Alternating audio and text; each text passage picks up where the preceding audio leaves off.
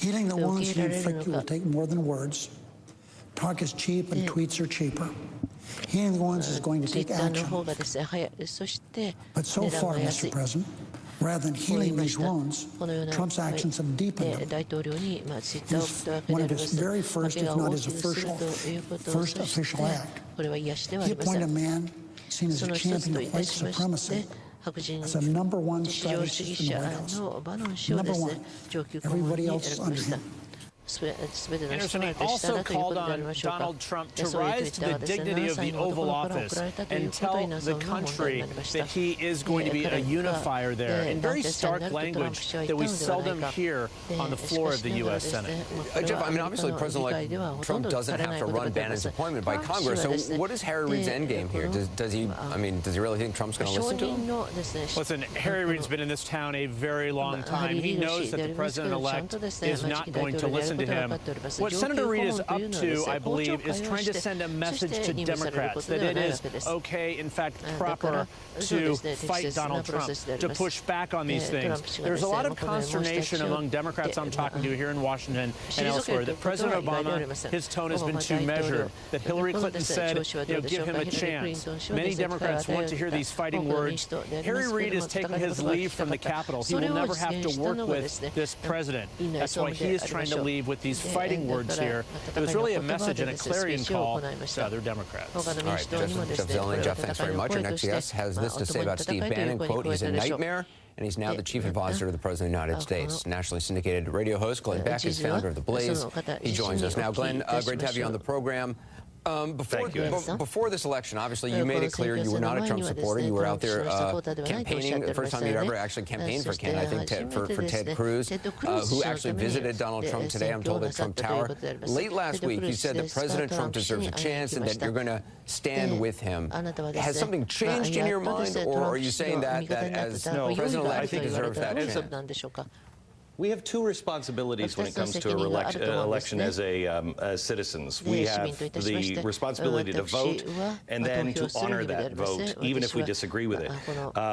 That doesn't mean that we blindly follow. It just means we can't afford the president to fail. We can't afford any president to fail. It's getting worse and worse. And Anderson, you and I have talked several times. I am concerned about the tenor of the nation, and especially when it comes to the press. On this particular issue, when it comes to Bannon, the alt-right is real, and it's maybe, I don't even know, maybe 1%, 3% of the Trump vote. So we're talking anywhere between 300,000 people to 1.5 million people, maybe. That's a lot of people, but it is not the Trump crowd. They are being influenced without knowing it, and for the media, who is distrusted on both sides, but mainly on the right, to be talking about Bannon and to be talking about the alt-right, I really truly fear that this is going to be something that they don't listen to and they don't hear the warning. In fact, they dismiss it. So I want to be really careful on what is said, because this needs to be heard. Let's talk about the alt-right and how you see them. Because, look, a lot of conservatives, when they hear, particularly, folks on CNN or elsewhere, or anybody talking about the alt-right, an understandable inclination is to believe, well, look, you're trying to brand all conservatives as being far-right, alt-right, bigoted, racist, and that's certainly, obviously, not the case. So correct. To you, it's the mistake that I made by throwing around the word Marxist. There are Marxists, and there are people that are socialists. But the label of Marxist takes on a whole new meaning. Even socialists for a while took on a whole new meaning. Now that's okay. I made this mistake, and nobody on the right or nobody on the left would listen. So let's not make this mistake, and I don't want to be a part of that mistake. I want to make sure that everybody understands that the alt-right is real. It is truly terrifying, in my opinion. Anything that I would say about Bannon, Explain to people. Anything I would say about Bannon is. Let me do this. I just wrote a couple of notes down because I want to say him exactly right. I want to quote. Bannon said that Breitbart is a platform for the alt-right. This is 2016. He did an interview with Sarah Posner. He described Breitbart as a platform. This is a quote of the alt-right. The next thing that happened is Breitbart told the right what the alt-right is and who is the center of alt-right thought. And they said, in, quote, an establishment conservative guide to the alt-right, under the heading intellectuals, they identified Richard Spencer and Steve Saylor as the intellectual leadership running the websites considered to be the center of alt-right. So let's just follow this. Steve Bannon said in 2016 to the LA Times, we are the platform giving voice to the alt-right. Then they identified the two leaders of the center of thought. I want to give you some of the quotes. This is from Richard Spencer. Our dream is a new society, an ethno-state that would be the gathering point for all Europeans. It would be a new society based on very different ideals than, say, the Declaration of Independence. Then in 2013, today in the public imagination, ethnic cleansing has been associated with civil war and mass murder. Understandably so, but this does not need to be the case, end quote. He then later went on with Salon, where he was talking about the government, partnering with the government for sterilization of races. And he said, look, this is a quote, that way you could still enjoy sex. It's not like you're ruining their life, end quote. That's the first guy that Steve Bannon identified as the center of the alt-right that he gave Breitbart a platform to. The second guy, after Katrina, Steve Saylor, said, quote, look, let the good times roll is especially a risky message for African Americans. The plain fact is that they tend to possess poorer native judgment than members of better educated groups. Thus, they need stricter moral guidance from society, end quote.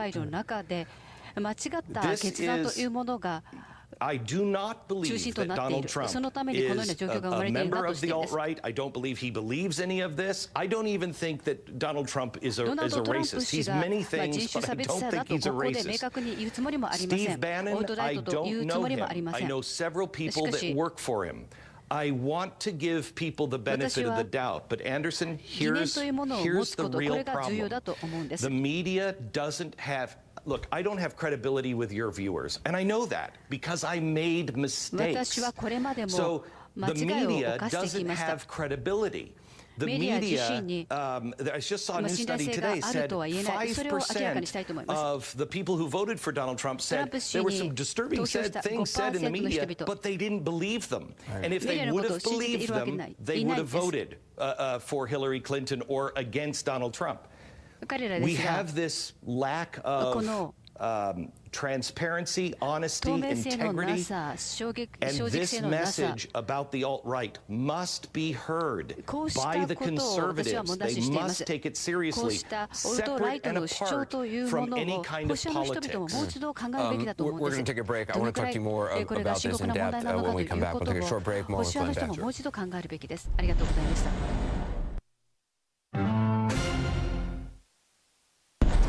We're back talking with the Blaze's Glenn Beck about Donald Trump, Steve Bannon, and the alt-right. You know, Newt Gingrich said, I think it was over the weekend, that just because, you know, Bannon may have published some articles with provocative headlines or controversial headlines, that doesn't mean that he agrees with everything in those articles or in those headlines. You know, people, as we all know, websites publish stuff for clickbait to get people to click on it.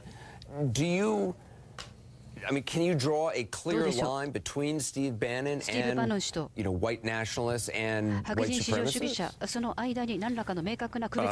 Just according to the LA Times, his quote is, Breitbart is a platform for the alt-right. Then Breitbart describes who the center of thought is, and they are white nationalists. They're spooky guys.